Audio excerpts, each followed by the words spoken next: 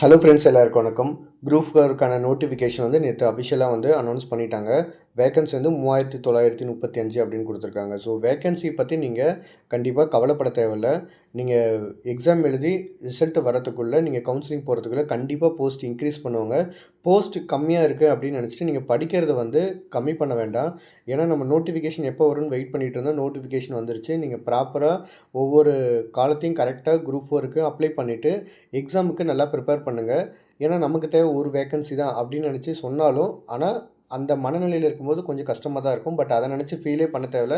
ஏன்னா 100% கண்டிப்பாக வந்து போஸ்ட் இன்க்ரீஸ் பண்ணுவாங்க அப்படிங்கிறது வந்து தேர்வாணையம் வந்து செய்தி வெளியீட்டு குறிப்பில் கடைசியில் வந்து சொல்லியிருக்காங்க. மேலும் 2025ஆம் ஆண்டு அறிக்கையில் வெளியிடப்பட்ட காலி பணியிடங்களின் எண்ணிக்கை அரசு துறை மற்றும் நிறுவனங்களிடமிருந்து அதிகரித்து பெறப்படும் பட்சத்தில் கலந்தாய்வுக்கு முன்பாக மேலும் அதிகரிக்கப்படும் அப்படின்னு சொல்லியிருக்காங்க.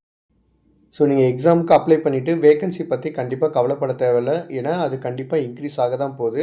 அதனால் இன்றைக்கி தேதிக்கு நீங்கள் எக்ஸாமுக்கு அப்ளை பண்ணிவிட்டு ப்ராப்பராக உட்காந்து ஷெட்யூல் போட்டு எந்தெந்த டைமில் என்ன படிக்கணும், எதை ரிவிஷன் பண்ணணும் அப்படின்னு சொல்லி நீங்களாக ஒரு கால்குலேஷன் பண்ணி நல்லா ப்ரிப்பேர் பண்ணுங்கள். மறுபடியும் சொல்கிறேன், வேக்கன்சி பற்றி நீங்கள் கவலைப்பட தேவையில்ல. கண்டிப்பாக வந்து போஸ்டிங் இன்க்ரீஸ் ஆகும் அப்படிங்கிறது டிஎன்பிசி தரப்புலேருந்தே சொல்லியிருக்காங்க. தேங்க்யூ.